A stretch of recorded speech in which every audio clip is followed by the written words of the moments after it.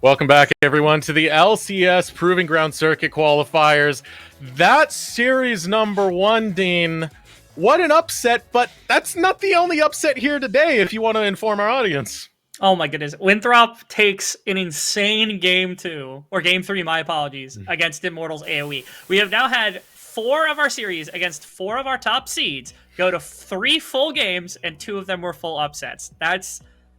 You literally cannot ask for better game script. I don't think we could have written a better game script than what we got from all of these teams together. I'm happy, Dean. I talked about it earlier on this broadcast. I'm all about the Winthrop buff. My throps are out, and it's thropping right now when you see Doxa getting a dub over on with Taco Gaming, and you see Winthrop still being able to get those dubs without him. It's good stuff to see. It's kind of like the Vin Diesel Paul Walker meme, watching Doxa waving off to old Winthrop, and they're still pulling it off together. But a nice day of upsets so far. But we do have to start getting into the subject of what's coming up. And wait, before we get into that, okay, I'm just saying. I believe our predictions currently. I mean, what are there? I think there's like 13 different people on this. 3 out of 26 predictions are currently correct after our first 2 series, which is not a percentage that you want to see from a podcast queue, if that tells you at all. Even Twitter, you agreed with us. You agreed with Immortals, and you agreed with EGP. This was not how the day was supposed to go. All I'm saying also right now, I'm just gonna call this out. Saskio hybrids, you better get your phones ready, because people are looking for this Winthrop buff, man. Oh. All right, okay, now we can get on to the subject of the series now, which is going to be Maryville University versus Dinka NeverHomelessAgain. It's a fantastic name. We're gonna shorten it to. See, the problem is if we shorten it to Dinka, then we confuse it with their top laner, the namesake of the team, and an ex-player of Maryville, by the way. And if you don't shorten it, then like the other part of it is never homeless, which just also doesn't feel like something we should be saying. So we'll do our best to just continue to announce this team as best we can. What in the world did we do in the UPL when it was Dinka looking for a girlfriend? We just said the whole thing, didn't we? Dinka LFG, I think is what we said. Yeah. So Dinka NHA is probably what we'll have to go to. But that team was thrust together with a bunch of players that I think a lot of people would also recognize. I mean, Dinka combined with Captain Shrimps, Eno, and Duo King. Sammy was the one question mark. I really didn't know anything about Sammy, but I got to watch their final series, the one which they qualified for this tournament in against Glaive Prime, which is, again, a team that was really competitive last year. And Sammy went nuts on the Karthus. I think he had like 10, 11 CS per minute and was just nuking people on that pick. Sammy has been the surprise jungler of the tournament, at least in a handful of games for me for Dinka, while every other person, I mean, you know how good the rest of them can be, but they've got a very tall task ahead of them. Maryville has been on fire at this tournament. They almost took it to 100 Thieves before the 100 Thieves made it into the finals. A lot of it off the back of Get Back, who has just been going crazy already in this event. Yeah, and of course, a lot of veteran talent, at least in terms of the amateur team and the collegiate scene as well, given how Maryville has invested into that, in both having Evan RL, Shady, Kind Jungle, but of course, the return of one of our favorite kings to talk about over in the top lane, Niles, over on the top side for Maryville University as well. And Niles has been, I mean, he's been a massive boon both to the team, not only for his veteran presence, his mechanical skill obviously gets to display once again inside of the amateur and collegiate space. He has to have the experience being brought back from Golden Guardians Academy, where they were a top 4 team inside of Proving Grounds. I think they were top 3 actually inside of Proving Grounds. And combine that with a brand new coach as well, I think this roster has really looked completely rebuilt from basically the ground up. Kind Jungle is in as well. He and Odd Orange, I think, are both very good starters, but Kind Jungle has shown a very solid propensity for a lot of the more modern jungle picks that have slipped into the meta. Yeah, and Maryville University definitely showed up when they needed to in the open qualifiers themselves. The only team really falling is 100 Thieves next, who is definitely one of our more highly contested picks if you're going for just the easy way to get a win. But no. Overall, they have had good performances with this roster they've been working with. I believe the only difference was they had one where they subbed in Odd Orange in for Kai Jungle. So, yeah, basically the same thing regardless. Yeah, it's really remarkable, just the ability to swap out players like that. They did it a lot during the fall as well, where they were testing with what roster was going to be best when they finally put together all the pieces. Now that Niles is back, obviously he's able to hold down the top lane. Kind and Odd Orange, again, I think both of them are definitely fit. I think there's also a position for Azog on this roster versus Evan RL. I know that those two could definitely have different roles that they play upon the team. APA is around. When APA gets kind of acclimated, we can end up seeing him and Get Back come together, although the way Get Back's been playing has actually been so insane. I doubt that they could actually move him out of the lineup. The performances he had, some of the highest stats in mid lane. I think he was actually the #1 stat mid laner inside of the first opening qualifiers. Like all 5 games, he was the #1. You're talking about players like Insanity, players like Ryoma. Insanity's a little different because Sword was here as well. But like Insanity, Ryoma, Sword were around, and Get Back was the one that kind of jumped off the page as the #1 stat receiver. Of course, Maryville, very established when it comes to the university scene, collegiate scene, excuse me. As we head into draft right now, I'm trying to figure out what I'm going to say, Dean, for Dinka NeverHomelessAgain. Am I just, or are we just going for the entirety of this name? DNHA? NHA? Dinna? Yeah, I like Dinna. Yeah, let's call him Dinna. Dinna. I All like right, that. That's fine with Dinna. me. I'm actually curious. I know old school Niles was a very big Gangplank player, and Dinka is also one of our biggest Gangplank players. I think he played 3 games of it over the course of the entire tournament. However, they make the mistake of giving up Twisted Fate, which is Get Back's best champion. It's something he went crazy with. He attacks the map with it viciously, and it's a takeaway from Captain Shrimps altogether. I'm hoping Captain Shrimps gives us the disgusting Fizz counter. I'm really praying for it because he's pretty much the only person that plays Fizz for me, and it's one of my favorite champions to watch. Definitely is in his wheelhouse to have that Fizz, so excited to see if he does go for that. But instead, for right now, the hover for Dinna is going to be Carthen. I can't, Dean, I can't. It's a hard one to say with a straight face. It is going to be Carthen locked in over on their side. One more pick to go.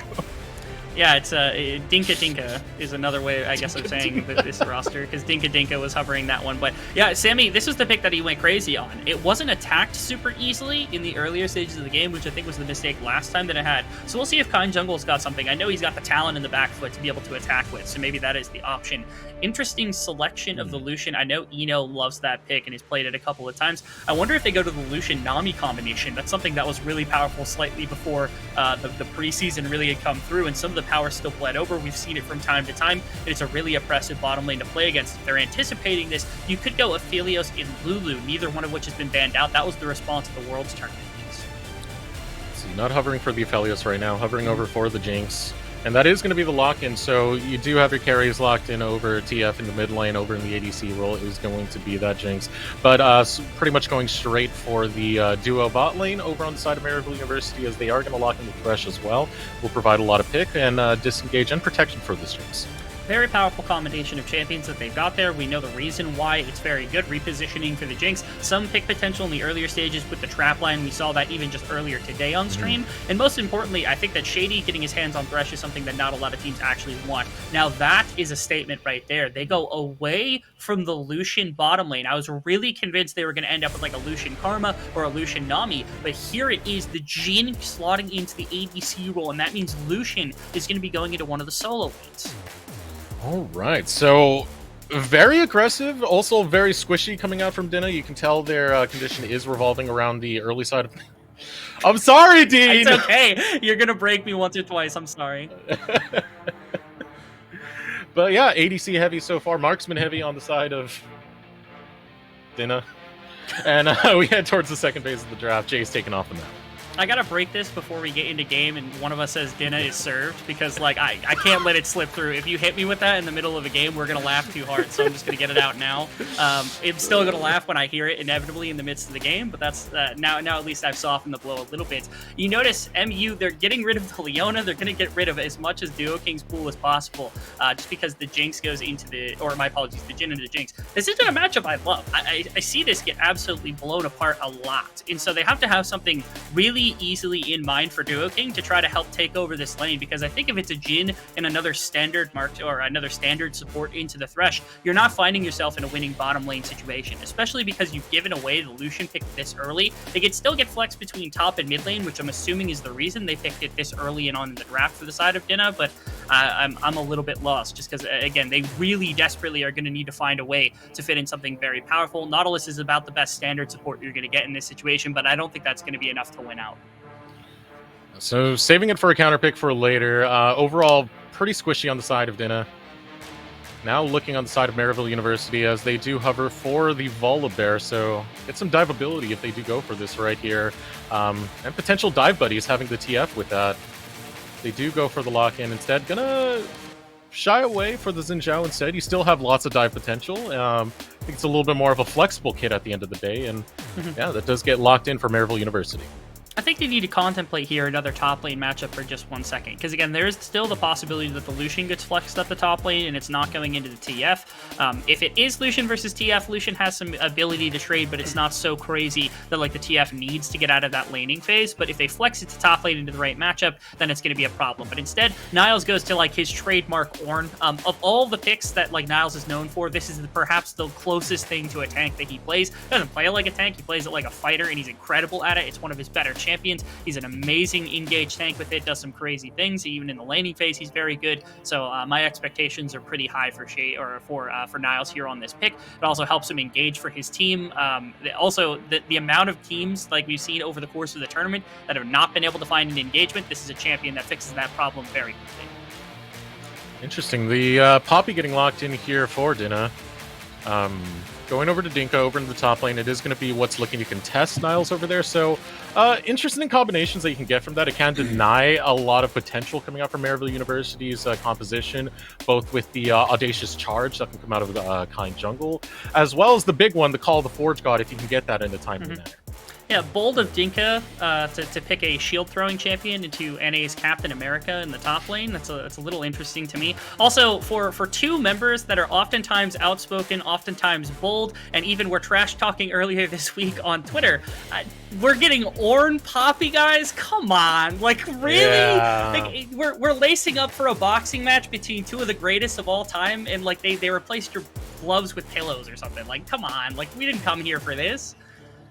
Not even the gloves with pillows. I'm just imagining they're going for the old hug it out. It's a wet noodle fight at the end of the day, so just get in there, get the grapple, start doing the cheap little side shots. Nothing of interest. No skill matchup quite yet. Maybe game 2. Maybe we'll get that for game 2. That is a disappointment, isn't it? Because like you're right. Like the most trash talky top laners in all of North American Amateur. At some point, I could even say Niles of all of North America as a whole. Jeez, man.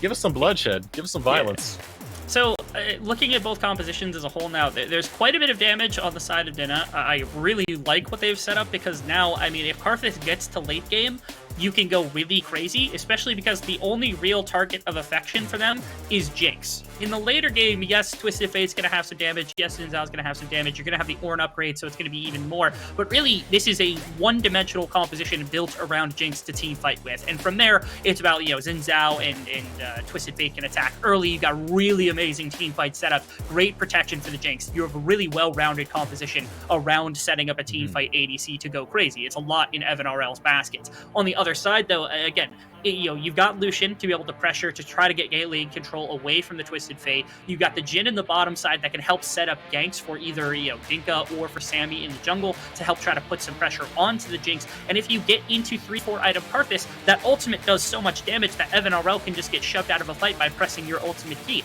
And at that point, your team fight does not look as menacing, even if you've got the proper setup for it. Most of your damage is coming out of the Jinx for the later game. And I think that's what Dinner really wants here, is they want Sammy to get out of the early game. So they drafted powerful mid lane to try to press the Twisted Fate. They drafted a lane opponent in top lane that they're going to be comfortable with, where Dinka doesn't want Ornn to be allowed to just sit there and do nothing. And hopefully that's going to be enough for them to try to move into bottom side, shut out Jinx a little bit, but more importantly, get their own min condition online. So where do you think the area of attention is going to be for Kind Jungle, right? You still have lots of resources to utilize over on your teammates, having get back on that TF, but you do find a situation where it is a little bit tougher if they want to fully commit over towards that top side and try and take out Dinka early. Poppy is a very tanky champion, of course, throwing the shield. You can get a bonus shield on top of that. So it does beg the question of where Kind Jungle is going to look to focus once he is able to free get back from that lane. So I don't think that Poppy innately just outright wins the matchup against the Ornn in like the one-on-one situation, especially if played by somebody with a mastery like Niles. As long as they're not just like ego checking one another during the course of the laning phase. So if I were Kind, oh, go ahead. Yeah, they might. They really might. If I were Kind jungle, I would be putting effort towards Captain Shrimps. Number one, he's a very talented player. Number two, making sure that the Lucian is put down and making sure that your Twisted Fate is ahead is a great early game strategy and kind of takes away the early game strategy of Dinka and the rest of the squad at the knees in the earlier stages of the game. You can really put focus and take over the map with a team fighting setup if you get back ahead and if you put down Captain Shrimps. I'm looking at mid lane. Sammy doesn't really have the ability to mess up this mid lane all too crazy, and there's a lot better dueling between the Twisted Fate and the Xin Zhao early on than the synergy between the Lucian and the Karthus. So I want mid lane to be the point of affection for Kind. See if Maryville are able to put their attention over there, get that going, and get the dive buddy composition running around, get back free with those Destiny gates. Because always when we see Twisted Fates there, those early Destiny gates are pretty pivotal to the success you can find off of TF. They are. Okay, my bad. For some reason, I looked at the right side of the screen and I saw 2 cleanses, and I thought it was 4 cleanses, and I'm like, why are we seeing 4 cleanses on the side? Are they really that terrified? I get the reason for it, obviously. You don't want to get gold carded. You don't want to get helped on by Kind jungle. So yeah, the threat of get back really is there, especially with the Predator boots. He's going to be out and about on the map. You can expect him to be everywhere at once. Altogether. So like you said, the threat of Twisted Fate, the threat of the rest of this roaming potential is something that has to be of concern for DNA, or for Dinna, I guess is what we're calling them as much as possible. I'm sorry, I'm going to mess up that name 100 times. No, we're going through with it. You'll be a master of that name by the end of the series, Dean. Do not worry. I'll do my best. Again, please don't hit me with a Dinna is served. I will still laugh, even though I've already prepared myself mentally for it. I'll find another one. Don't worry. It'll be much more egregious. So okay. Bad. I'll make sure to make you cringe all the way off this broadcast. Yeah. Let's see. Maybe chat's got some interesting ideas for jokes. I can't really read chat while I'm doing this, but I'm sure they've got some amazing Dinna jokes to make during this. So I'll leave it to them because I'm sure Twitch chat's got some amazing ideas. What is happening right now? Okay, Xin Zhao is pathing towards bottom side of the map. Protecting bottom lane is another really easy way to try to just like make sure this game goes easy. If your lanes end up going stagnant for the beginning portion of the game, but you end up getting jinxed like 1 or 2 kills, you can kind of play this like a Caitlyn strategy where you move Jinx from the bot lane into like top and mid whenever tower plates are available or whenever the tower is under some significant threat. And all of a sudden, if you've got like Jinx on like 1,000, 2,000 gold advantage and she's able to outrange the Lucian and the Jhin with way more damage, that's another option here if they're able to get that much gold and come early. So full clear coming out of Sammy? Is this the name here? I gotta double check. I've been so focused on Dinna this entire time, Dean, that I haven't even really thought. It's Sammy with a V in the A, okay. But I've been saying Sammy. Now, I've also been explicitly told that I need to make sure to say the name that is on the screen. So if you want to tell me how to pronounce that other than Sammy, I'm welcome to, I'm open to suggestions here, that's Sirux, but I'm sticking with Sammy. What is it? Zvumi. Zvumi? Yeah, I'm sticking with Sammy, sorry. Right, Dinna and Sammy, that's what we're going with for this broadcast.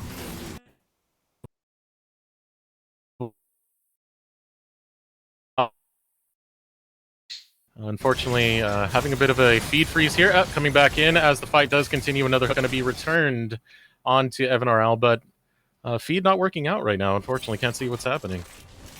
Oh, everything broke apart. Okay, there we go. Nobody went down. I think it was just, not even summoners burned. Nothing burned. Everybody just walked away. Okay, that was the most basic of timelines, unfortunately. That's the one we ended up in. I think we got teleported through space and time there and ended up in the timeline where no summoners and everybody walked away.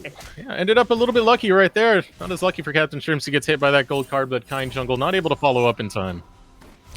Yeah, and again, no summoners actually burnt in that situation. So a little bit of pressure being put on by Maryville. I do like that from Kind jungle and as well as into the bottom lane. It seems like they're really intent on putting a bunch of pressure into this Nautilus Jhin lane as the Jinx and the Thresh, which makes a lot of sense. I mean, FNRL and Shady, they've been around the block once, twice, 70,000 times over the last couple of years inside of amateur and collegiate. They know what they're doing together. We are trusting in Evan RL's ability to carry a game in the later stages. And again, Shady's got one of the best playmaking Threshes in the business. He's not going to get caught on the business end of a Nautilus hook anytime soon. I am a little disappointed if he has Aftershock. I think trades are a little bit easier for him to try to take into the Nautilus in the earlier stages against that, but the Guardian useful for making sure that the Jinx doesn't take as much trade damage as well, maybe just trying to get Evan around in the trades. But the Aftershock is something I really do like into the Nautilus as a trade-off, just because you can match the Aftershock from the Nautilus, and oftentimes if you played properly, you can set up a hook after the Aftershock burns through. You can't get traded onto in that process, and then there's no trade kill to come through. You'll just burn through the squishy Nautilus's health bar.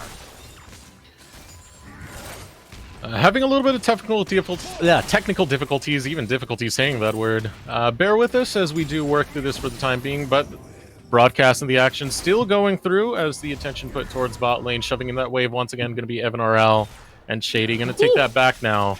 And it's always on every recall that I start watching Shady very closely, because he can get unlocked out of lane quite easily, roam anywhere, find those death sentences. It's kind of his forte at this point, as you do see Kind Jungle working towards the bot side.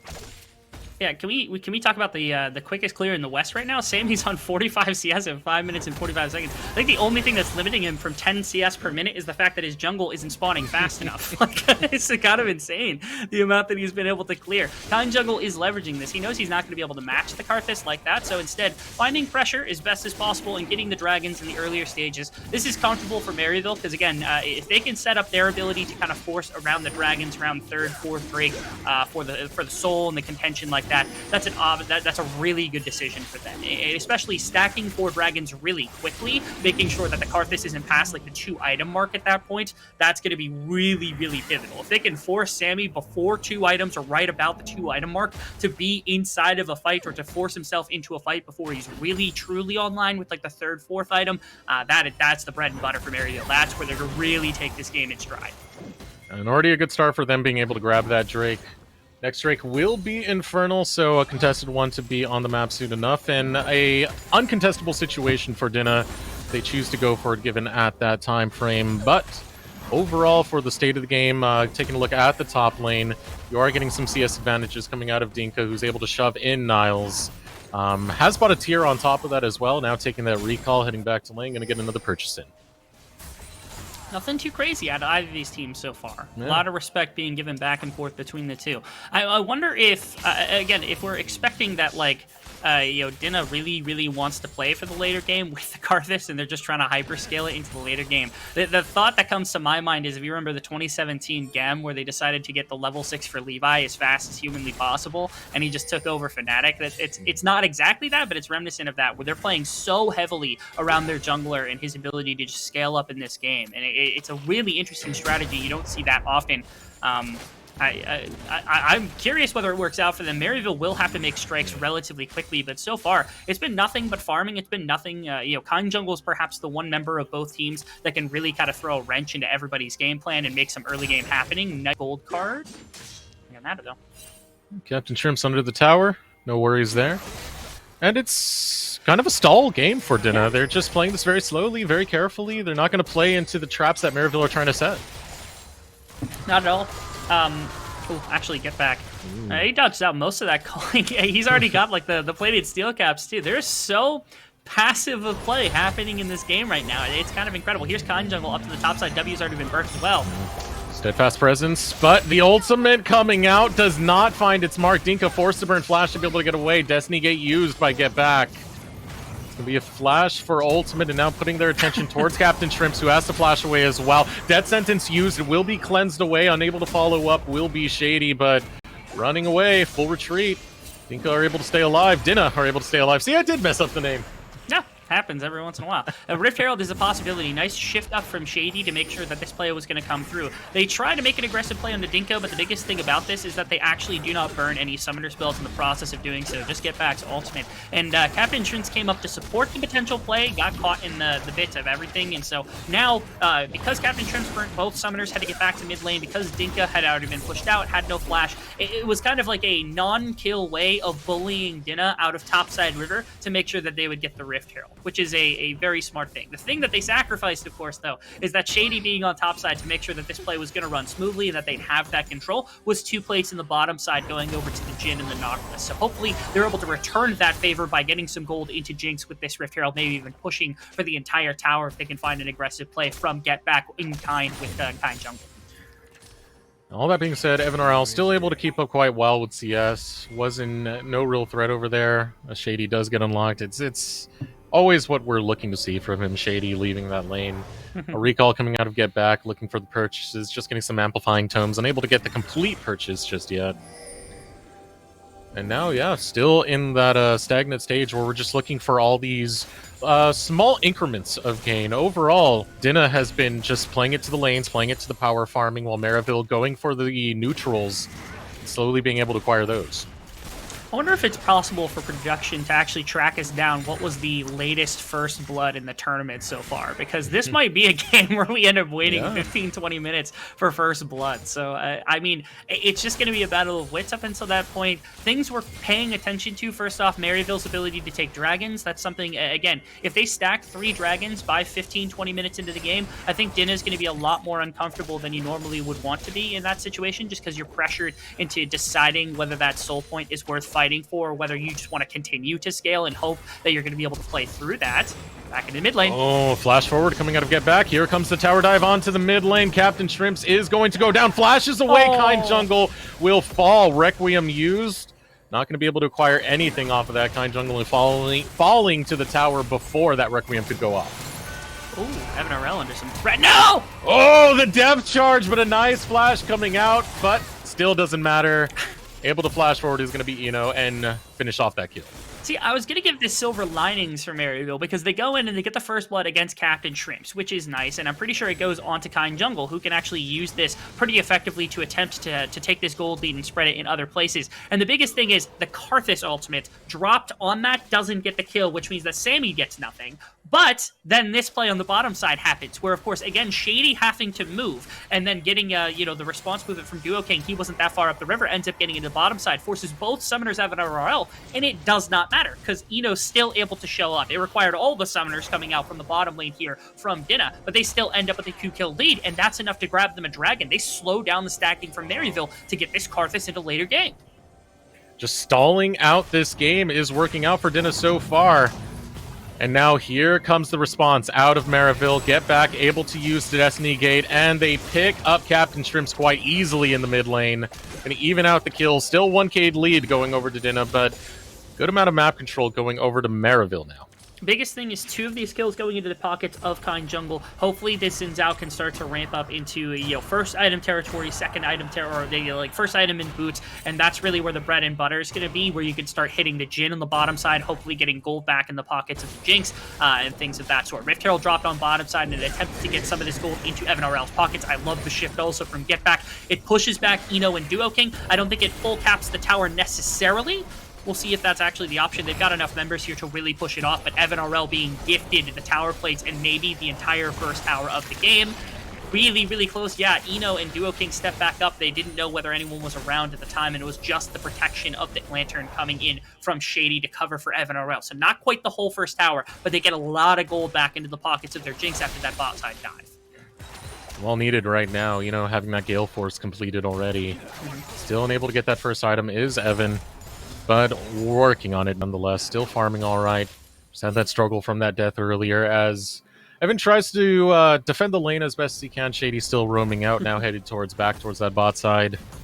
Dinka looking to defend the lane. Sammy still waiting for that Requiem cooldown. It is coming off CD quite soon, so that is going to be a resource available. The fight does break out. Still keeping an eye on those Dragon timers. 3 minutes until we hit Mountain Drake. Leandries and Hextech Capacitor both done now for the Karthus, which means the ultimate gonna start to hit, gonna start to bleed, and it's gonna be not great here for a lot of the members, especially the squishy members on the side of Maryville when they start tanking that ability. One thing to note also, again, we're tracking a couple of things in terms of scaling. First off, Jinx is a big one. The other one really, really heavily to pay attention to is Niall's level count, and when these ornament items freely start to flood into the inventories of Maryville. Interesting. They had actually just backed. Evan RL is still here. He's taking Krugs, and that's it. They've moved Sammy into bottom side, I think, to potentially threaten to die, but also could just be here to help pick up some of the gold. Oh, they're not even going to get it. Standing in the area, Evan playing this a little bit safely, but look at the roam coming out from Maryville. Coverage, yeah. Setting it right down the river. You will have Destiny Gate available as well. It is going to be popped by Get Back, but not willing to commit to the engagement instead. Get Back going to get back to lane. Heads back there. Captain Shrimps backs off as well. No engagement coming out of Maryville. Nice little read, actually. So Dinka actually swaps into mid lane with Dinka to try to put pressure into the mid tower in case Get Back decides to leave. So Get Back has to go back to mid lane, and honestly, the Wall of Pain was enough from Sammy to deny that play for the most part, because if Kind Jungle walks in, probably just gets burst out from the combination of like Jin crits alongside Sammy's damage, which is 1 or 2 Qs after the Magic is a shred. It could have been enough. So thoughtful right there. Into the bottom river does go Maryville. They're going to look for Eno. Nice cleanse gets him out of that situation for absolutely free. 4 members could be enough to potentially flood and look for Evan RL to take down this tower. Could be first brick of the game. Looks like that is going to be the case. Fantastic stuff. Maryville leading into their bottom lane, making sure the turret's going to go over. The trade onto Poppy, not nearly as valuable. I know it's the Sunder or Poppy, but it's not going to be nearly the same kind of effect that you're going to have as getting the Jinx this first tower goal. Really valuable for Maryville, finally breaking that loose, and you can start moving this bottom lane around the map into mid or into top, wherever they need to help take more towers, get more gold into your late game team fighter. Yeah, strong influx of gold. Going to finish off the Immortal Shield bow as well, as picking up a pickaxe for Evan RL. Response from Dinna is going to be Shelly. Looking to grab it over here. There's going to be not much contention as Maryville have focused a lot of their resources towards the spot side to grab that first brick from earlier, and they're going to continue investing those resources there. We have another 35 seconds before Mountain Drake does spawn, and that seems to be the priority. Sammy is absurd right now on this farm game. He currently has 10 more CS than his own mid laner, and he's about 10 CS behind his ADC. He's getting close to encroaching upon 10 CS per minute mark. That's not a common thing to see happen inside of the jungle. They are power farming him to just unreal levels. You want to talk about, I was going to talk about, like, he's going to be on two items maximum if they hit all 3 of the first dragons. He's almost on 2 items now, and only just now is the 3rd dragon spawning, and Maryville didn't get one. Oh, Maryville are looking to go for it. Able to get some damage onto Dinka, who doesn't burn Steadfast Presence just yet. Still holding on to that one. Now gets popped. Kind Jungle gets pulled in, and jumping in is going to be Dinka. Call the Forge God will shut him down. Shady grabs that kill. 4 strong is going to be Dinna, while Maryville start posturing around this Drake. It has been leashed by Dinna. But they get a couple shots on it. Double ADC composition is still nothing to scoff at. Here comes the curtain call. Get back, able to get onto the sidelines. Not at threat of the curtain call. Looks to jump over the wall, able to get into there. But down will go Kind Jungle. Too far, too deep is gonna be Get Back as he falls. But Evan unchecked and ready to unleash hell with that quadra kill. Maryville coming up big in that team fight. Set up exactly as Maryville wanted it to. I love the pressure from Get Back getting into the backline. He wrapped around the right side wall. Didn't even have to use the Destiny Gate, so it wasn't telegraphed as much as other plays might have been. Great use of the vision right there, also to snag Dinka with that hook from Shady. And the mind game from Kind Jungle got that E off to push into Dinka. Dinka also, a half health basically. He's poked out of the fight. For some reason, going in, thinking an engagement was going to work, ended up not going in his favor. Wasn't going to do too much with the health bar anyway. But again, this is the point I'm looking at. They have to encroach through the Wall of Pain. Get Back gets through. They're kind of gunning him down. Niles on the front line, keeping 3 members out while Duo King goes down. And the rest of them kind of get boxed in. Look at that amazing Everfrost from Get Back to stick 2 members too close. And Evan just gets to clean up the pieces of this team fight. It is incredible the way that they were able to play that one out. That's classic 5v5 Maryville right there. Able to grab the dragon as well, giving themselves the first really definitive lead of the game. Great plays coming out from Maryville as a whole. Really setting up Evan. The later stages of that fight. They are going to net themselves quite a bit, still evening out the gold lead. Dino able to power farm a lot of that lead that's been coming out from Sammy so far. But they are now grabbing more turrets. They're grabbing more income into the pocket of Evan RL. That's humongous, allowing the Jinx to become an absolute beast, outranging the Lucian in the later stages, even outranging the likes of the Karthus in the later stages of the game is going to make it difficult for them to find pressure. And Get Back gets knocked away. Dinka was going to get run down by the Predator, and the gold card right there just has to use that ultimate for a bit of safety as he pushed up on the bottom side. But this game is not one where it's going to be fought heavily through the side lanes for the most part. It's going to be a game of team fighting. It's going to be a game of positioning for Evan RL versus the positioning of Sammy in the end, all things considered. Deadly Flourish, able to find its mark, gets the root in. Niles getting knocked up in the process, going to use the Call of the Forge God, looking to find its target. He sets his sights onto Duo King. Duo King gets flayed back in and sentenced to death. One more rocket goes through. Evan RL, unstoppable, able to pick up that kill. Extremely well played. Again, finding a pick. Niles got kind of clustered on right there, was able to live through it with the tank stats that he had, and able to find a nice pick under Duo King with that ultimate, which led to Evan RL picking up yet another kill, up 5 right now.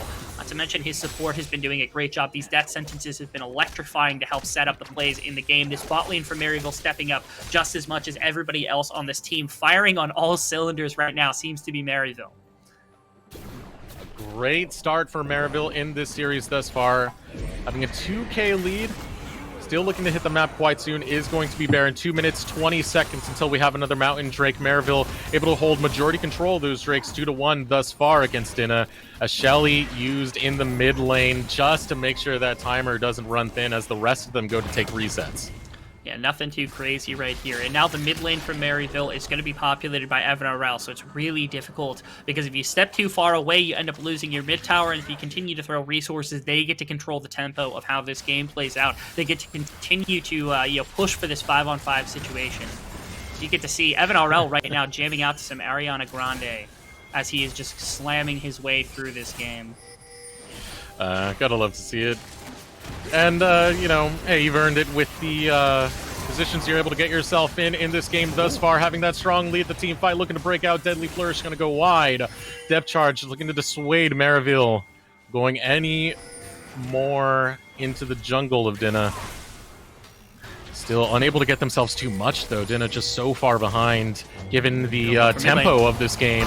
And now here we go. Destiny Gate coming out, looking to find Inno. Duo King doing his best to protect his ADC, but he is fed to the wolves. Down Duo King goes. The rest of Maryville able to net a victory off that one and look to potentially get some purchases. We've been looking for the big ones, man. The Ornn does have that effect. They have been very quick to collapse in a number of situations. The combination of pick potential from Shady and also from Get Back has been something they've exploited, and even the Ornn ultimate is now being used just to pick off individual members from the side of Dinna. They have basically no response to it. This composition has put, I mean, at this point, they are all eggs into the Karthus basket. There's basically nothing else. Yes, Eno's got a little bit of damage, being able to throw things in with the ultimate, the W's, things along those lines, and there's a bit of damage in both the Poppy and the Lucian to speak of, but for the most part, the backbone of this team has to be this Karthus pick. It has to work out. There is no other way for this game to go positively for the side of Dinka NeverHomeless. Again. Now with 17 seconds left on the clock for that Mountain Drake to spawn, Maryville starting to posture in this direction. See the same thing from Dinna, trying to make sure that soul point isn't reached, but it is a tall task for them to be able to contest here. You still don't have the Karthus in the position you want him to be as a death sentence lands on the Sammy. Now looking to back off. Niles trying to play a lot of diversion here, trying to make sure that Dinna don't want to get anywhere near this dragon or face the wrath, the call of the Forge God. But over on this inside track, over on this blue buff track is going to be Dinna. They do have the Scuttle Crab working for them, so they do have the extra move speed and vision that cannot be denied there. Quite some time as the leash onto the dragon is going to be signaled. Kind Jungle getting closer. Curtain Call is opened up. 1k health remains. Going to be picked up by Sammy. He is able to get the Drake, evening up 2-2 apiece, but here comes the team by Kind Jungle. Will pick up one onto Sammy. Now looking to back up is going to be Maryville. Requiem already off cooldown, was burnt. Already on cooldown, excuse me. And now the rest of Maryville, realizing that they got that team fight win, are going to rotate towards this mid lane, be able to take that tower. Put Dinna in their place. They will take that team fight win. With no real... with Sammy down, I was kind of hoping that they would make maybe a Baron push, but I know with all of the ultimates down, with the health bars looking the way that they were, they couldn't quite make that full shift to Baron. Losing that dragon is actually a really, really important thing. Again, the longer this game gets dragged out, without Maryville being able to throw in a kill team fight is really difficult. It gets Sammy into a position where even if you die in the middle of the enemy team, you're taking 2-3 members with you with the amount of damage that you can do. That was a close situation. Both junglers looking to try to smite that one away from the other, but again, Dinna, I think even after the kill goes over, even after the mid tower, the gold just isn't there. Maryville's got enough gold in Evan RL to do damage in fights. He's going to be able to carry them when they set them up. It's about stopping Sammy at this point before Sammy gets into a place where he can solo this game. Gold card over the wall, but the golems are there to make sure that that death sentence isn't going to land on the Captain Shrimps. See the threat there that Get Back always has when that Destiny Gate is off cooldown, because you can really just target anyone here, looking for Sammy, looking for Captain Shrimps, looking for Eno. It's a good pick regardless, just trying to take down Dinna, set up this potential Baron for the future. And that's a threat that has to be respected from both teams. When you're rocking a Lucian and a Jhin on the side of Dinah, you know that they have the capability, especially with a Karthus, of taking that very quickly. On the other side, they don't have as fast a take. Twisted Fate's got some consistent damage, so does the Xin Zhao, but mostly it's just the Jinx. The fight is the really important part. They've got a bunch of CC to work with, and that's going to be important to track. It's like, if you go to Baron, they're going to force Dinah's hand to try to come over and to take an engagement or something to shut that down, and Dinah has to make sure that they take too much damage, that they can't commit to a fight or to fully ending the Baron, and they just have to walk away. The longer this game gets drawn out, the better Dinah's chances is actually playing. Now, Niles is getting close to the point where items are coming through. A fight is going to be... nice!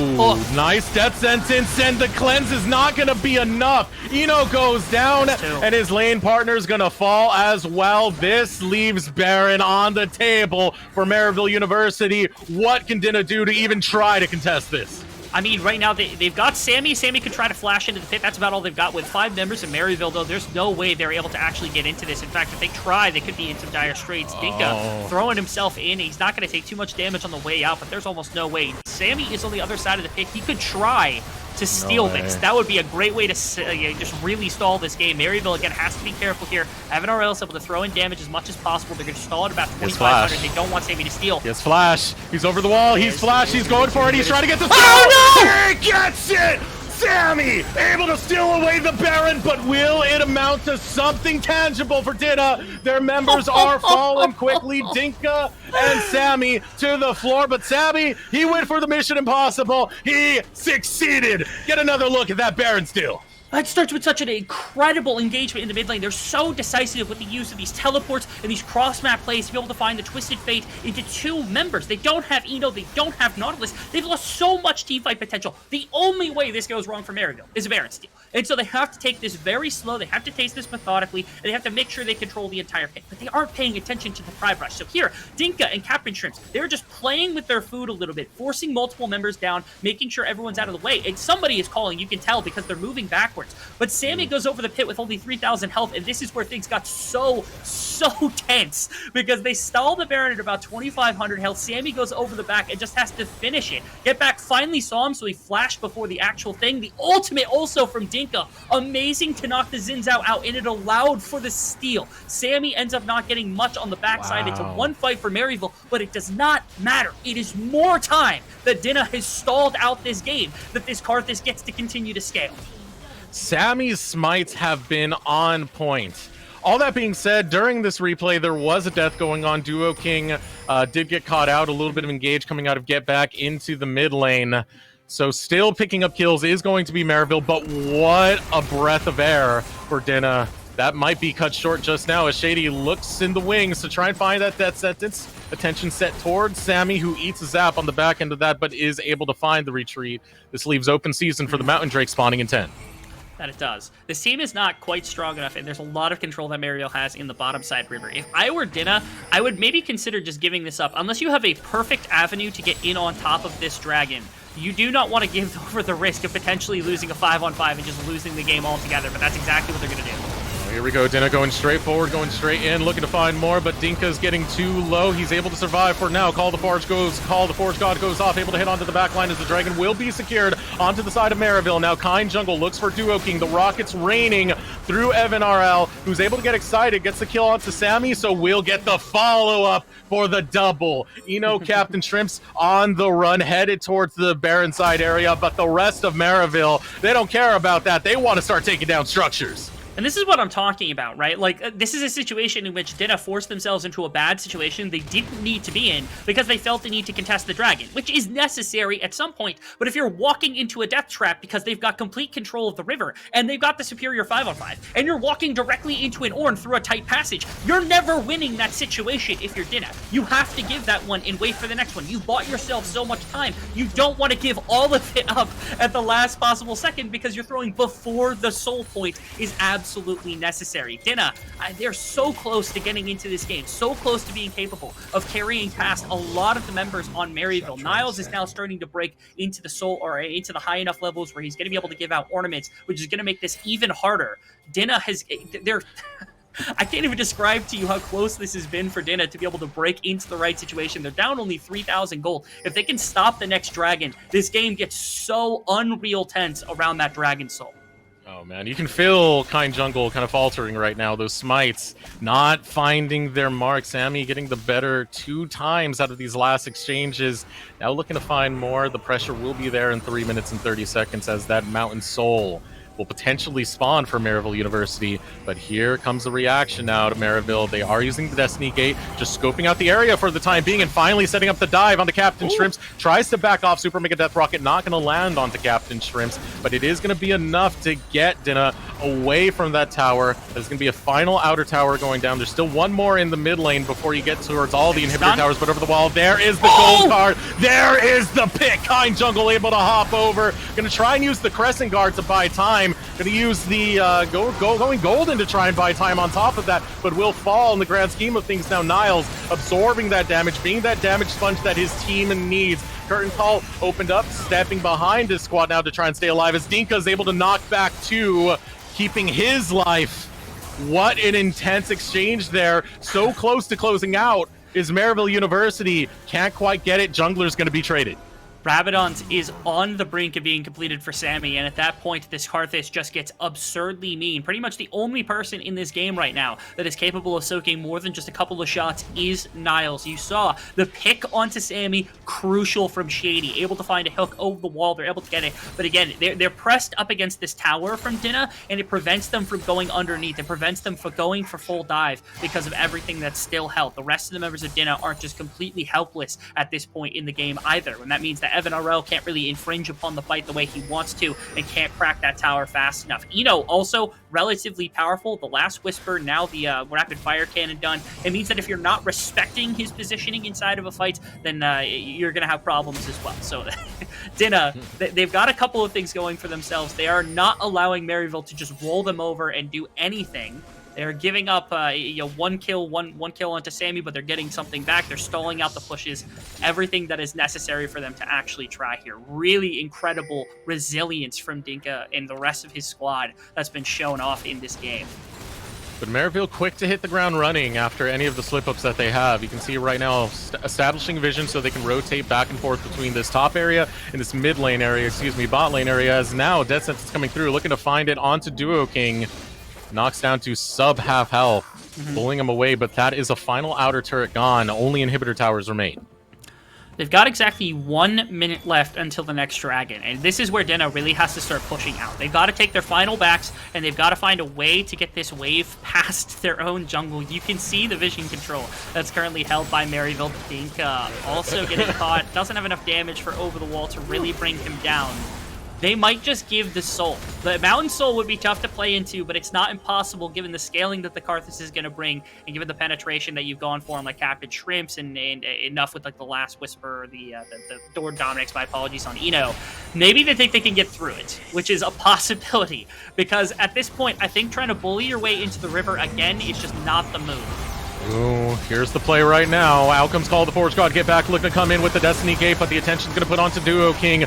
Dinka joins in with the teleport, looking to go deep into the back line as Get Back is going to fall. Dinka takes him down. It's a trade thus far, but the fight continues. A great knockback to come out of Dinka. It's going to result on knocking another one down. Maryville University, they lose 2 as a contested team fight coming out of Dinna is able to force them back and potentially set them up in a situation where they can contest for this Mountain Drake. Evan RL is pretty low in this situation here. You can't sacrifice him. You have to keep a close eye on him. There is the hook. Evan RL trying to pop off now, is uncontested, gets a couple of rockets onto Dinka, but starts to back off now. The Runin's Hurricane doing a lot of work, is able to get shot after shot after shot, flashes away from the hook in time. Niles has joined the fray, and the Rockets are finding exactly what they need for Maryville University to get a team fight win. And there's a super mega death almost on its point. Duo King just barely able to sidestep, but what a close exchange coming out of these 2 squads, Dean.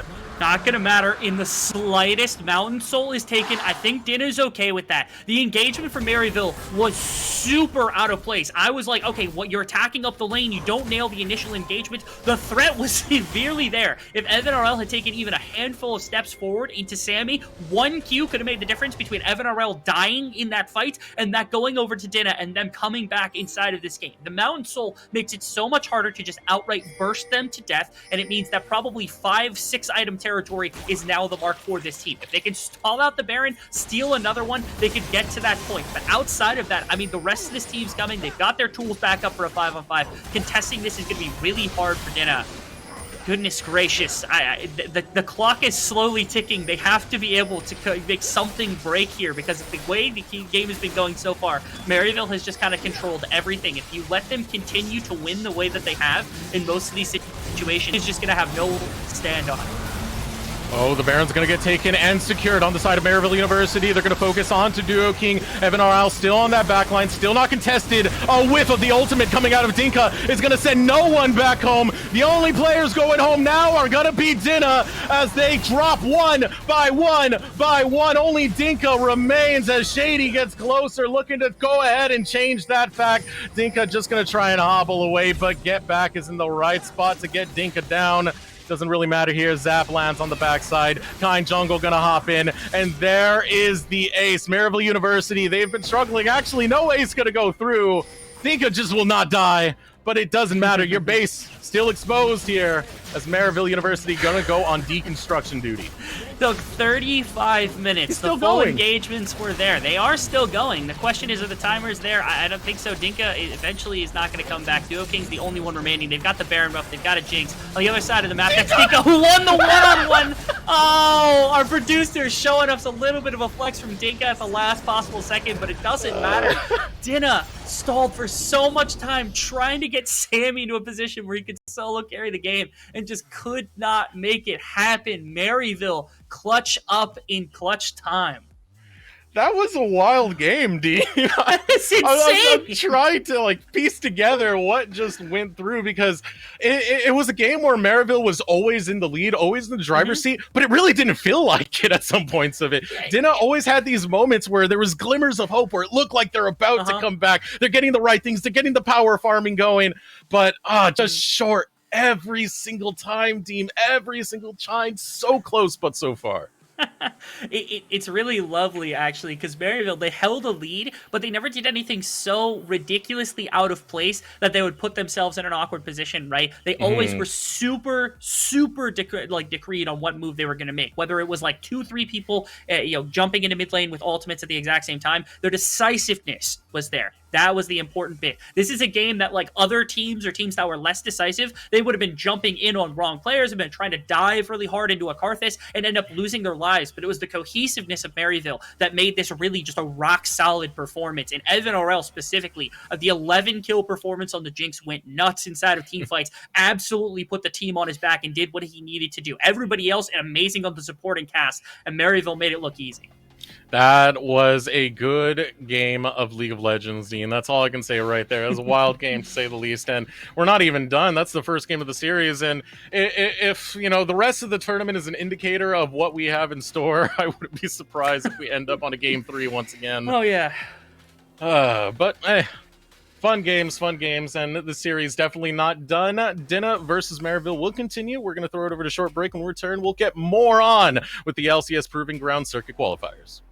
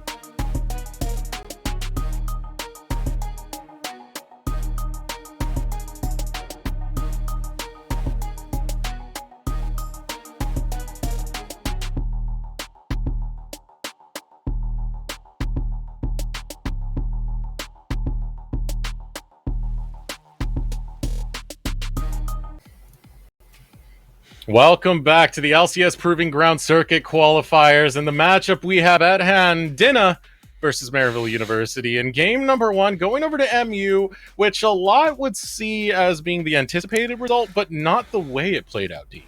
It was an incredibly safe, methodic way that Maryville was able to take that game. It's something that was really indicative of some of the things that they're able to do in collegiate that they now transferred over to being able to do to AM teams, which is kind of incredible. A win like that is very rare just because it's so hard to find teams that are willing to play as patient as what you just saw. So props to Maryville for being able to put on a performance like that. And giving you an update on what's going on within the Academy stream. Dare just won game 1 against Supernova Rebel.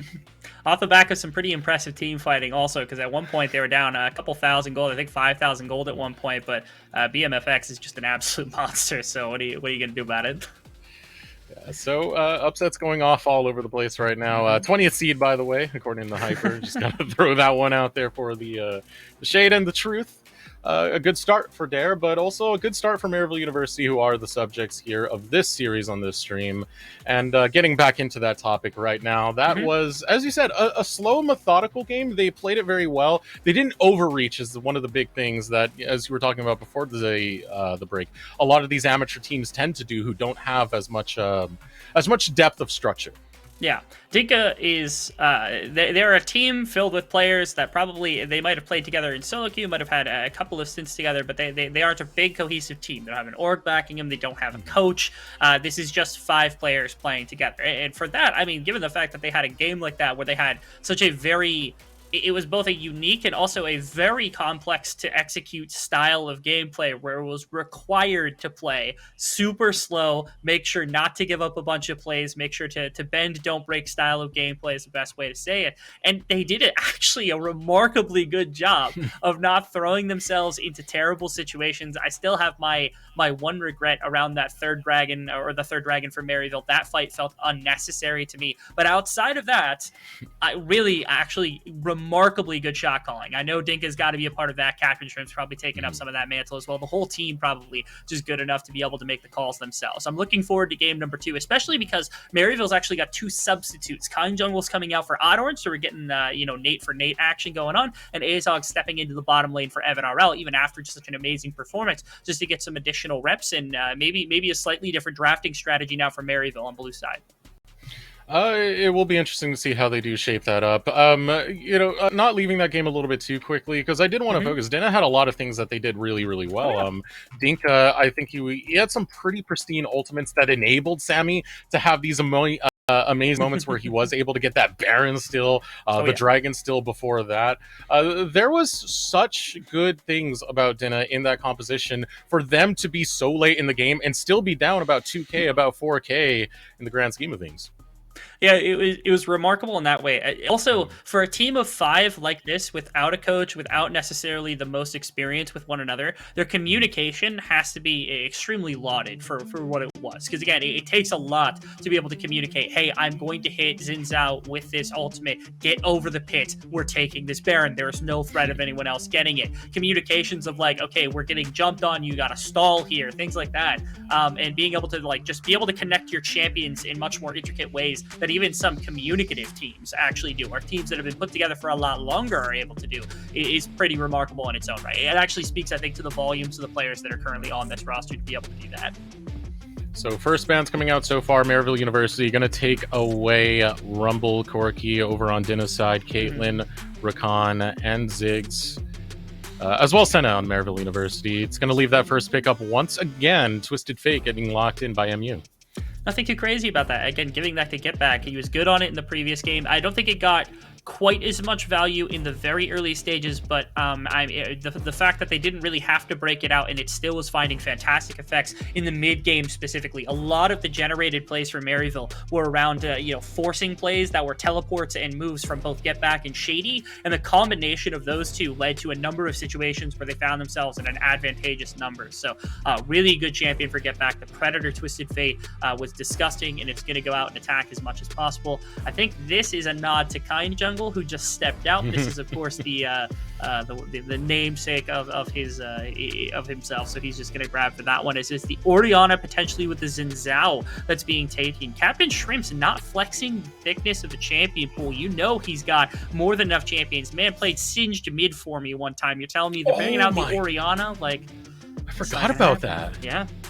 I forget, and he won with it, didn't he? He won with it. Yes, he did. Yeah, Here he is being locked on Orianna 2D. Yeah, he proxied a wave at like level 2 and got a kill off that proxy. It was some intense stuff, but focusing back onto this, the picks coming out of MU, they are going to go for the Jinx as well as the Thresh. Again, you were mentioning it earlier, the swap of the jungle and ADC roles. Auto Orange now coming in, very experienced player. I've had the pleasure of casting for him in person over when he was on Team Liquid Academy. So it makes me a little bit excited seeing members like this come back up. Of course, Eggzog, very experienced in the collegiate scene as well. Absolutely. Really incredible stuff. This composition also from Dinka is... I'm sorry, one more second. Sorry, I was coughing. Just water went down the wrong pipe, so I'm trying to cough it out and you're holding stuff in, yeah. I'm taken aback, actually, by just the immediate swap up from Dinka. They're not going for the super hard scaling into the late game style of composition they were with the Karthus and everything else. Instead, they walk into this game with a much more like kind of Wombo style immediately, but then also the Vayne is something that's interesting because you're picking it into the Jinx knowing you're going to get outranged, and they played off of that very well in the previous game for Maryville. You know Azog and Shady are capable of running that. They ran it over the summer quite a bit, so it's bold of Eno and Duo King to go into a matchup like this. I'm curious if Dinka is willing to ego it into the top lane to give us a much more interesting matchup up there, but I have to assume this is going into the bot side. Yeah, it would be a rough time to go for the ego play right now, given you're already at match point. It's a lot at the risk. Gonna lock in over on the side of Dinka. It's gonna take the Morgana, so a lot of control as you have both the Orianna and the Morgana that you can bring to the battlefield against him. You do have to be very careful also now, especially with like the combination of the Vayne and the Morgana, just because you have the concern of the Black Shield allowing Vayne to encroach upon the space of Jinx. And if Thresh is out of position, that's a problem. But we get the old school Niles classic. I guess not even old school. He gets the GP, baby. That's what we've been waiting for the whole time. And now it's nothing but spice for Dinka. The challenge, the gauntlet's been thrown down. He picked damage. What are you going to pick, boy? Dinka, balls Dinka. in your court. What are you grabbing, man? J4 getting locked in. A champion I've seen Auto Orange play quite a bit. It's still something he's very proficient in, but the attention is still on this final pick. What is it going to be? Can you take down Niles at one of his best, most famous champions he's ever played when it comes to both the amateur scene, the collegiate scene? Even LCS, he's pulled it out. It is his champion. Yeah, it was his opening day of LCS champion that he had actually snagged out. And we're going to get Ornn as the response. Dinka, man, we get the opportunity of a lifetime here to potentially get a nice little 2v2 or 1v1 matchup in the top lane. But going to stick with something that's tried and true, throw a little bit more into the rest of the Wombo combo.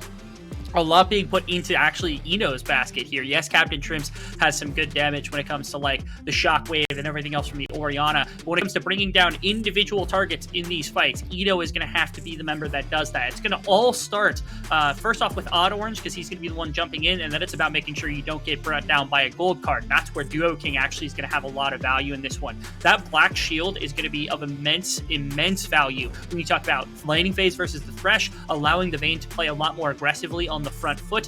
Seeing how well Eno pilots this champion when he knows he's got the support of the Black Shield on his back pocket is going to make the difference between Dinka and MU. And then the jungle duo coming in, you're both going to have Auto Orange and Shady. Are very familiar roaming together, especially J4, a champion that works really well when you have a strong duo that you can depend on. In this case, Shady being on the Thresh, you do get a little bit of front-loaded damage. And, of course, the lockdown that comes with that champion.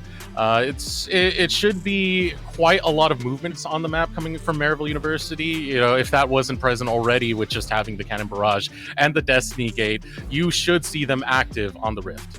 Yeah, especially now that like the Lucian has not been picked for captain shrimps. Instead, it's the Orianna, which should have less lane control against Twisted Fate than what we saw in the previous game, which means Get Back likely is in a position where he's going to be able to attack the map not only a lot more, but a lot faster inside of this game. And so when you start putting Jarvan and Twisted Fate into a situation, maybe not a level 6, the 2v2 versus Xin Zhao Orianna might get a little touchy if you get hit by the shockwave. But outside of that, you throw those two into a top side situation or a bot side situation, you're feeling good in both those situations. You love Odd Orange on early game kind of tempo setting champions and play styles, and this is exactly what the Jarvan is for. It's for these early ganks, for these early motions, and getting Get Back out of lane, having him join him, and attacking for a Jinx and a Gangplank is right where you want to be. And one of the big things is if Dinna's able to pull off a stall like they did in that last game, that is huge for their composition. They have so many team fight tools that synergize so well together. Call the Forge God Shockwave, the Black Shackles, and of course just throwing a Black Shield onto Vayne and letting her tumble away wherever she sees. Now, the one X factor, I think, to all of this is, like, Dinna's got a fantastic composition. If you're able to land it effectively into a big group of people, you can eviscerate, the combination of Jinx, Twisted Fate, anybody else. Even, like, the Jarvan probably just gets burst by the end of the game. The Gangplank, to me, is the one really big X factor. Not only is it Niles one of his most comfortable champions, the fact that the barrel chain can prevent Xin Zhao or, Dinka from frontlining anytime that they would like. The ultimate being able to stop the backline from really coming up and joining in case an engagement does start to stick, and also the pressure of being like, okay, you hide a barrel, you get a good flank, and you one-tap Vayne even through the Black Shield, or one-tap Orianna on the back line. These are very legitimate threats that Dinna has to be very convinced of. To me, they have to keep track of Niles before the fight starts. If they do that, they're going to have a lot better options for being able to take a full-on engagement and not get themselves blown up with a barrel chain. I mean, and we have seen situations, at least in the past, where Niles is heavily focused, is heavily camped over towards that top side, and for the lack of a better word, just pretty much tilts off the face of the earth if you're able to lock him down that hard. So there is potential to try and exploit potential past weaknesses that we've seen there, but it still is his bread and butter champion. It still is a very prominent champion for his performances that he's had pretty much all throughout his career. I was really wishing that we were going to get so back in the day, way back in the day, when it was him and Tony Top as two of the best two inside of Amateur, I was fortunate enough to get a Jace versus Jax matchup where he was the Jace and Tony Top was the Jax, which was like the pivotal matchup. I was hoping I would get a Jace versus Gangplank matchup between he and Dinka, because that's kind of Dinka's signature champion, but taking that one for himself is just going to snag that away and make sure that Dinka's on something a little more team oriented. Dinka's not going to ego this game away, which is, props to him for that, not getting baited into like a 1v1 matchup in the top lane and potentially losing the game for his team. Instead, playing something that's going to scale up, playing something that fits in with the rest of the composition. They're here to win. They're not here just to compete, not just to look good. They are legitimately here to contest in the 5-on-5 and to take a game against Maryville, if not take the entire series. And they absolutely have to contend right now. Again, it is match point. Maryville able to get that first dub at the start of this series. So Dinka, never homeless again. I mean, they got 1 foot into that eviction notice. They take a loss right here. Yeah, you know it was coming. They take a loss right here. Well, they're not going to be completely out of the tournament just yet. They do get another chance. It's going to be a little bit grim with the competition that's ahead, but got to take a look at what's going on. Duo King getting focused down from that early Flay combo coming out of Azog and Shady. Yeah, big props. There aren't a lot of supports who have actually been focusing on utilizing the Glacial Augment to its fullest. One of the biggest ones has actually been Chime. Chime has done a really good job of using champions to their fullest with Glacial Augment, which I think is a super powerful rune if used effectively. And right there, Thresh is one of them. I think the best one, personally, is Alistar, because Alistar doesn't just get blown up. Leona's got the W as well, but she gets kind of squishy once the W is gone compared to, Aftershock Leona, which goes pretty ridiculous. Thresh doesn't have to play as far forward, so a hook or something where a Flay from the right range means that you can play a little further back with the Glacial Augments. That's fine too. So it's another one of these champions. And again, Chime was exploiting it, did amazing with that rune on a couple of different supports. Top lane action. Look at the knockup. A lot of damage on the Niles, and Niles is cut off from his tower. Gameplay. Sammy is here at the right time. Hey, Dinka heard you talking all that good stuff, Rebel. He said, I could bring the pain. It doesn't matter if I'm on an Ornn. First blood onto Niles. We'll go over to Sammy. Yeah, he can bring the Sammy to the conversation. That's what he's able to do. Shutting out the Gangplank is a great strategy, making sure that Twisted Fate, yeah, my bad. I even got caught up in that because the Ornn was able to do so much. The Ornn getting ahead and the Gangplank getting behind, great. And Captain Shrimps forcing out the flash from Get Back. I'm not sure how that happened. I know the auto-attacking from Orianna is disgusting against mages in the early game, but not expecting it that quickly. Ooh, the death sentence. Beautiful from Shady. Forces him to burn not only the cleanse, but the flash as well. At a time where Maryville are setting up a tower dive onto Eno and Duo King. It's going to be a hard one to pull off. Not that many minions left, so going to concede that instead. Now Sammy going to show up. Not willing to go into that one. There is priority over towards Shady, who is walking into that direction. So concede the Scuttle Crab. Orange will be able to take that. No tower dive coming in for Maryville. Not at all. Nice. The beneficial thing about having the Morgana is it does help with your wave quite a bit. The W is able to thin things out as long as you're not maxing it. You should be maxing the Black Shield. And as long as that is the case for Duo King, which I'm sure he knows because he's a great Enchanter player, that means that Eno is going to have a little bit easier time just not having to lose the majority of the wave. Because with a melee champion, if you end up in a situation like that, like the whole wave is in the tower, they're able to step up. Because the W was there to thin out the rest of that wave, they can't force down the tower plate on the bottom side, which just would have been even more gold into the pocket of Evan Arbel. So already Maryville, on a couple of different situations, actually been on the receiving end of some really rough stuff. Not only the top lane gank, but also Get Back's flash. The bottom side not really going the way they wanted it. They did get both the summoners out of the vein, so that could be a repeat gank, which is why I think you see on the top side here, Otto Orange's top, he could clear back towards his bottom side and see if he could find something in the bottom lane. And headed in that direction right now, but not before taking the Scuttle.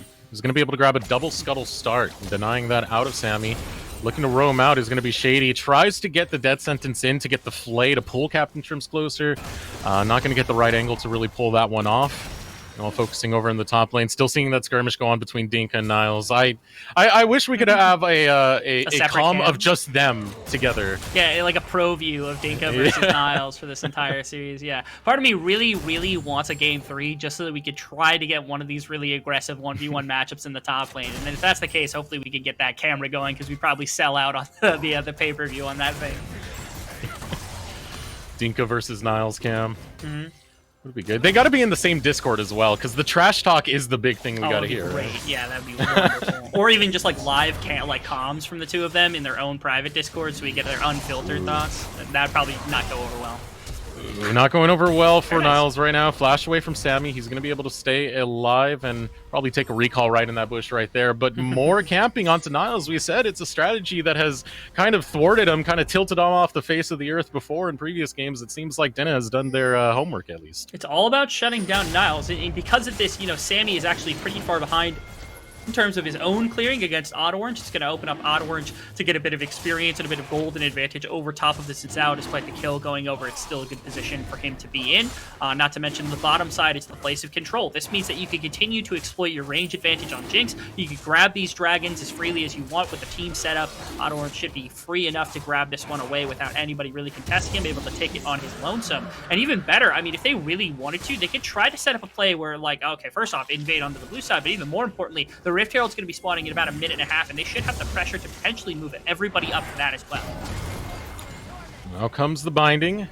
Lands Shady, just going to back off. Only trying to dissuade him, but the vision was denied. A control word is placed there. Shockwave comes out, only landing onto one. Azog able to get into a better situation, but gets caught by a binding. Forced to get snared. The condemn into the wall as well. The chain of CC, so beautiful to take down Azog. It's going to be a 1-for-1 trade, though, as Sammy falls in the process. But there is another dark binding. Now Odd Orange in a bad situation, but is able to flag and drag over the wall and drag Captain Shrimps through the river, taking him down. Looking for more is going to be Inno, though, as Duo King falls to get back in Maryville University. They fight it carefully, slowly, and they're able to take the hubris of Dinka and send them straight to the Shadow Realm. That was scrappy from Dinka. I really thought they were in a fantastic position. The ultimate from Captain Shrimps nearly tags onto 3 people, but the communication is there to break apart. They walk on top of a ward, and Shady ends up getting spotted. And I want to note, where's the communication here? Where did they last see? Because right there, the minions are being cleared. Was there a ping, or was there anything from Get Back? Because they honestly know for a fact that this happens. Oh, as soon as the ball all gets queued. Yeah, Shady was really quick. Yeah, good communication from a number of members. Eno almost goes nuts here too. Were it not for that trap line stalling him from getting the kill very quickly, it might have been enough to actually get onto Auto Orange, deliver a couple more auto attacks. Well played from him as well. He gets bound up, but ends up getting back on top of Captain Shrimps, pushed the other direction. No one was ready for it, and everyone's too low, so MU just gets to walk away. Eno also had the cleanse and decided to stay here, right here. I think just afraid that he wasn't going to walk out of that situation with his life, so just trying to fight his way out. As again, the Vayne hasn't quite worked out. Did get the 1 kill during that fight, but a couple kills going into the mid and jungle combination of Maryville. Not the people who you want to have it when they've got the kind of map control. Going with the creative angle right there on that sentence, doesn't find it, but a good start for Maryville, able to get 2 kills onto Get Back, 2 kills onto Odd Orange as well. Will facilitate a lot of these early engages, a lot of these early exchanges. Only a move to get Captain Shrimps in the later half of that fight, as now he starts fighting for vision.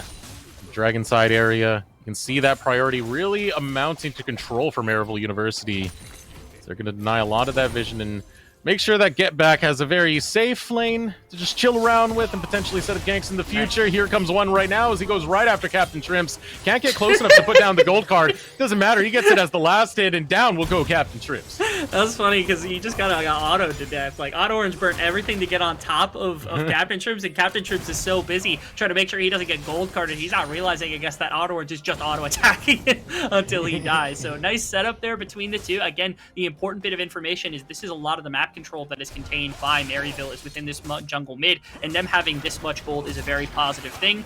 I think soon enough it's going to be time for Get Back to get swifty on this map as much as possible, to use these predators and start making an effect. Maybe get Niles out of the hole he's dug himself into, or they've dug him into.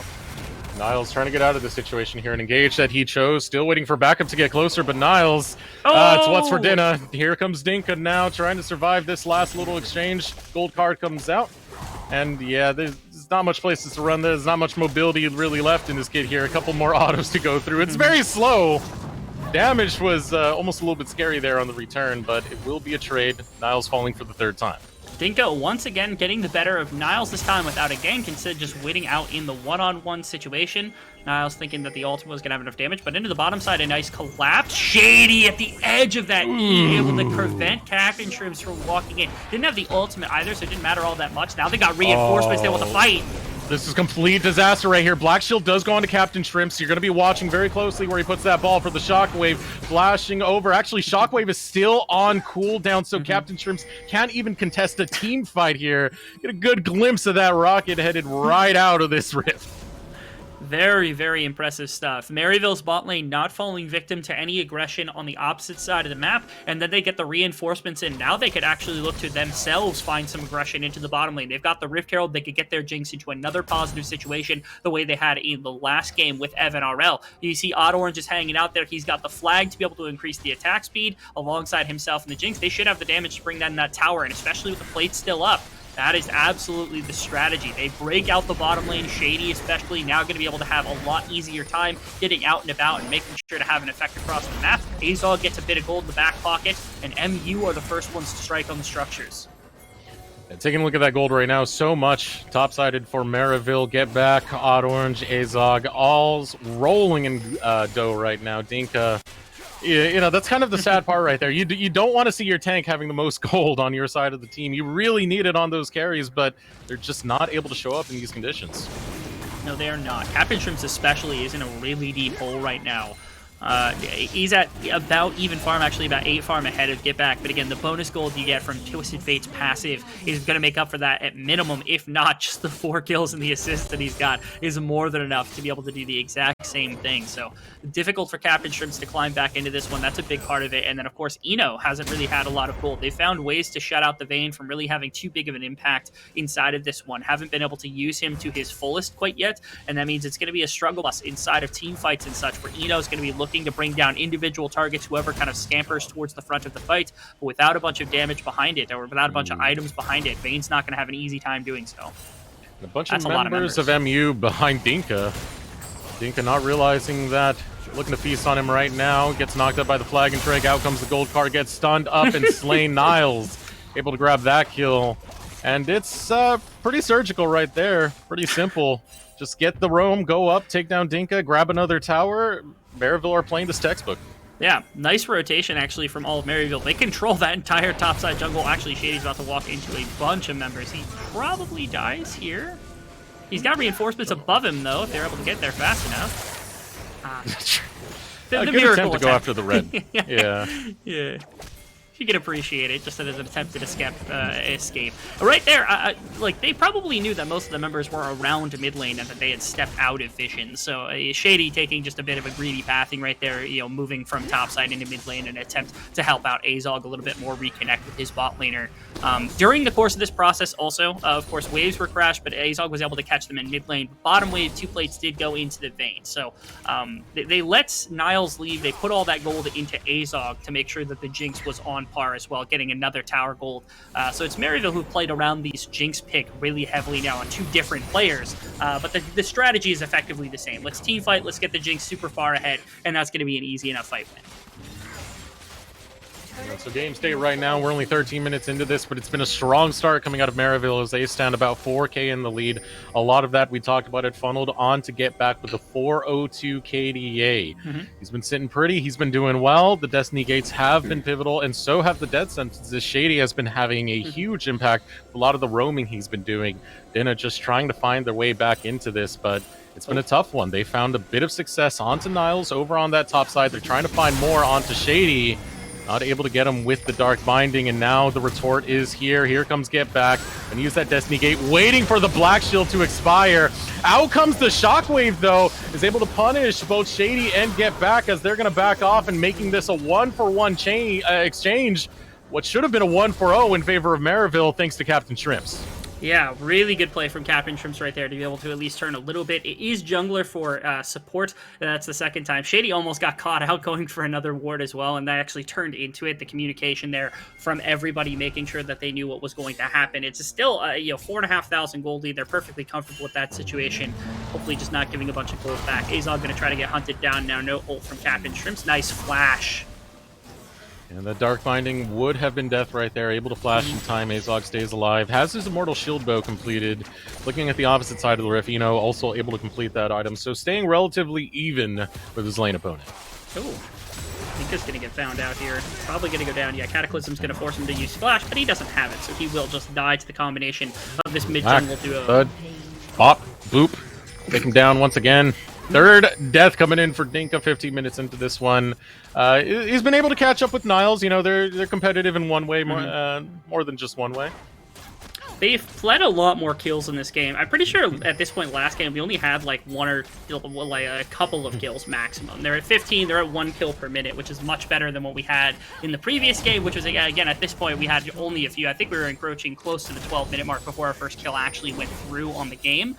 So a little bit more bloodthirsty on both sides. Props to especially Odd Orange. Odd Orange stepped in. I kind of played a very, very good game on the Xin Zhao in the previous one. Don't let the stats lie to you about the farming. Like, he was doing a good job finding aggression with Get Back. But you can see Odd Orange also very, very active on the Jarvan, making the pick work in the earlier stages of the game. Has 100% kill participation.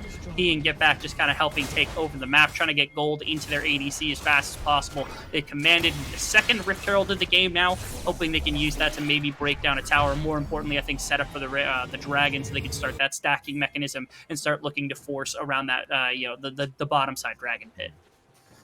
15 seconds until that Drake hits the map. It's going to be an Ocean Drake. Now getting the reset is going to be Maryville University. Shady unable to get too much past that first item. Still have Shady coming back off that reset as well. Coming off the back wings is going to be Niles, but priority of the Dragon Pit going over to Dinna. They're going to be able to start up this Drake. It doesn't look like Maryville are putting too much attention to it. Just going to allow Dinna to be able to take it. Really interesting. They've put a lot more focus up towards the top side of the map as of lately. I think they're okay with Dinna. I guess just taking the first couple of dragons. The Ocean Drake isn't going to get them too much. It's the soul that they really, really want. But Maryville is okay, again, allowing them to go for dragon because they're willing to contest it. Trying to burn out a flash right there. Wasn't willing to go with the Cataclysm. Seeing the Morgana was right there. Would have been stuck right under the tower. But there is the power of the Cannon Barrage. Shockwave into the back line. Odd Orange doesn't give a damn. He'll dive in with the Cataclysm, taking down Captain Shrimps. gets knocked up by Sammy, but here comes the rest of the cavalry as the rocket comes through, finding Duo King. Sammy trying to get back into this to defend the rest of his squad, but that's 2 down on the side of Dinna as Shelly comes marching in, and inner tower falls, and the rest of Maryville, they look like they're not done yet. They want to go and collect some more, and they're going to find it in the jungle of Dinna.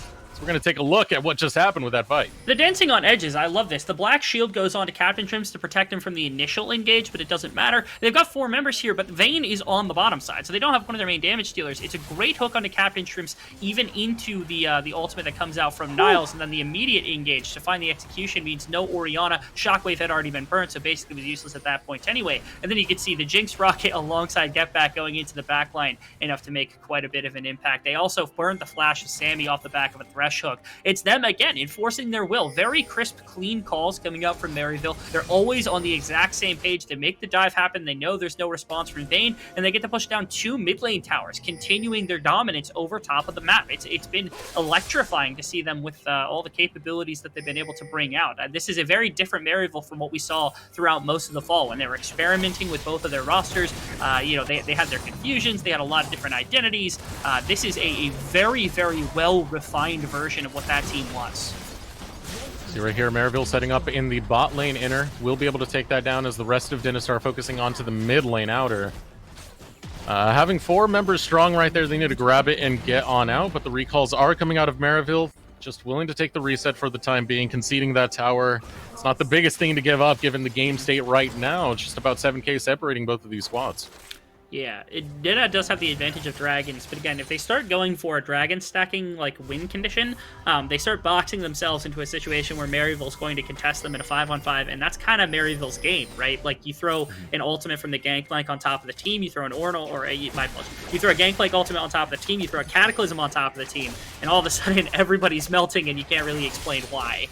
Which is not what Dinna really wants. So they have to be very careful about how they select these dragons. The alternative to that also is that, with the attack speed, with all the damage they've gotten a number of carries, they can walk to Baron. They can just say, okay, you have Dragon, you can have Third and Soul Point. We will take Baron, we'll get more gold, and we'll crush your base. We'll crush your structures around here. And if you try to contest this, again, it's the 5-on-5. You're boxing yourselves in, and we'll have a chance to just kill you right then and there. Here we go. Get back, looking to get close. Goes for the death sentence. Able to find it onto Captain Shrimps. Flag and Drag comes through. Captain Shrimps is able to back off. It cost him his flash. It cost him his cleanse. Now Ino going forward, but you got to watch out who's around you. Don't want to take too much of a fight when the damage is coming straight forward for your face. Odd Orange is able to bring it, and now the rest of Dinna try to bring the fight, try to bring the pain, but they're getting eradicated. They're getting destroyed. They are what's for Dinna as Maryville University are going to claim a 2-0 series against Dinna. Yeah, they got plenty of time to be able to knock this down. They have a wave as well. I think this is just going to be the end of it. Maryville. Game number 1, so close between the two, but they were methodical. This game, they had a lot better of just an initial attack plan. They bring in Odd Orange so that he can go off on this Jarvan pick as fast as possible. Both iterations of this team looked clean, looked like they had a way of winning the game, and looked like they were in complete command of things. You gotta love the way this team is looking. Dinna has some competition. If they're able to play like they did in game number 1, things would be incredible, but Maryville was just superior in every way today. In every single way. That game was beautiful. Game number 1, there was back and forth between both of the squads, but Maryville, quick little recollecting themselves, and then they show up with authority in that game number 2 because, man, that was control. That was...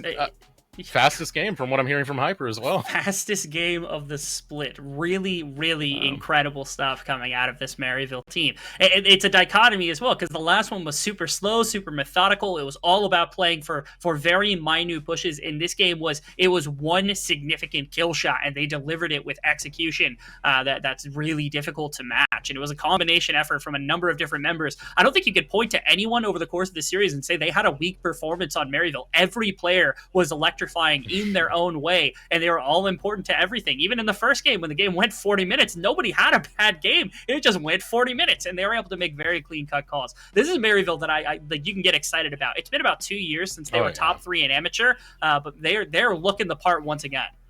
That is a very exciting game that we just saw. A very exciting performance. Odd Orange is one that has to pop out to me. 16.0 undefined did not get killed, excuse me, in that last game, and was huge in just focusing out who had their flashes up and who didn't, and punishing that as much as he could. Some of those cataclysms, they're forced to just stay there in a Vagar-like baby cage and watch their demise come at them. Another one being Get Back with his Destiny Gates. He was not shy to use them. He was always putting his presence on the map. Even though Niles kind of floundered in the early game of that, he still showed up, and after those 3 deaths, no more deaths anymore, was able to start acquiring kills, had his cannon barrages in the places they need to be. The team fight of Maryville as a whole and the coordination they brought, beautiful. They definitely deserve this victory, and it makes it definitely exciting for the next match that we have coming up, because that's going to be Maryville University versus Taco Gaming when that does show.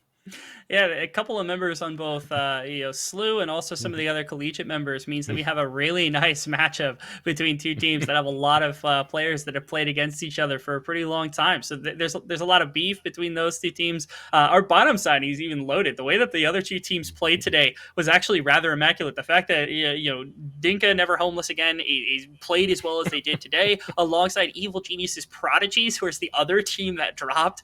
This group is loaded. We talked about this being the group of death. I know a lot of people said that group A were both very loaded, and it's very indicative that was incredibly true, that this group is loaded with talent.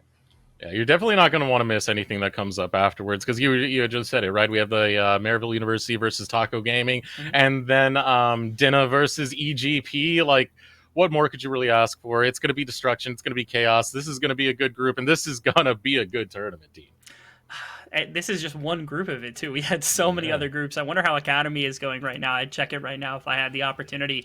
I'm pretty sure last time I saw it was Dare had won the first game and we were waiting. Oh, they just started game 2. They just started game 2. After but hey, Dare has first blood as well. Yeah, that's what we like to hear. So incredible games across the way. Again, I said this the other day, but it continues to live up to the expectations that the level of amateur that has been rising over the years.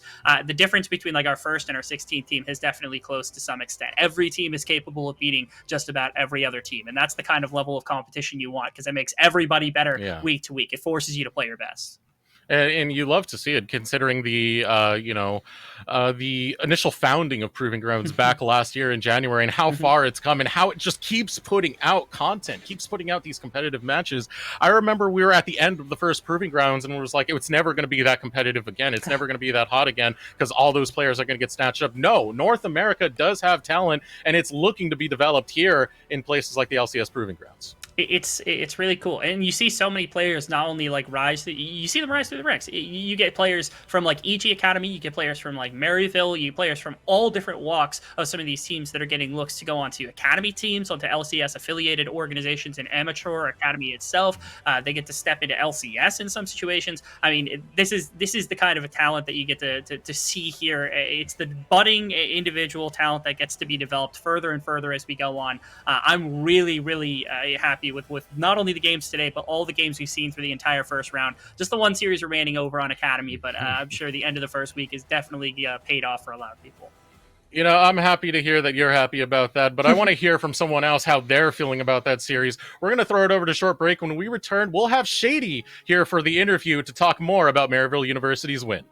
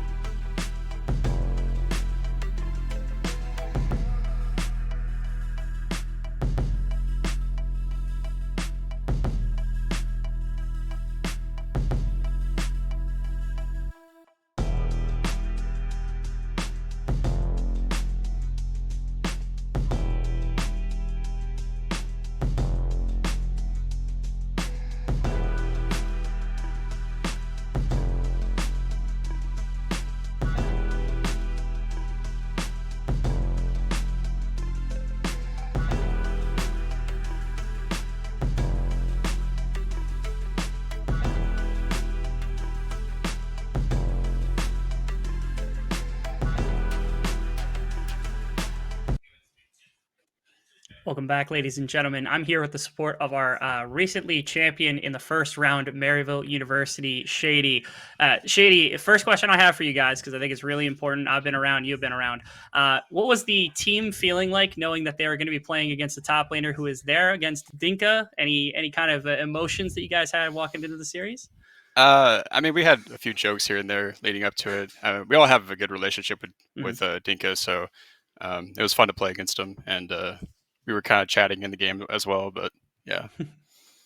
Perfectly reasonable. Now, you guys also, since I would say the end of CLOL in the previous season, have undergone a number of different like roster shifts, not only in like coaching, but also over the course of like a bunch of different roles. You've been perhaps the one really consistent piece among everybody else. So why don't you tell me, what does this iteration of the roster have that's different from all the rest, and what are your expectations for it? I think now more than any iteration, we are capable of actually playing, all players across the besides top, because we only have one top laner right now. But I think we could swap out every single player right now and perform well, and I think that gives us a really good edge. And I think we haven't really had any examples of where it could be super beneficial, but I think in the future it will.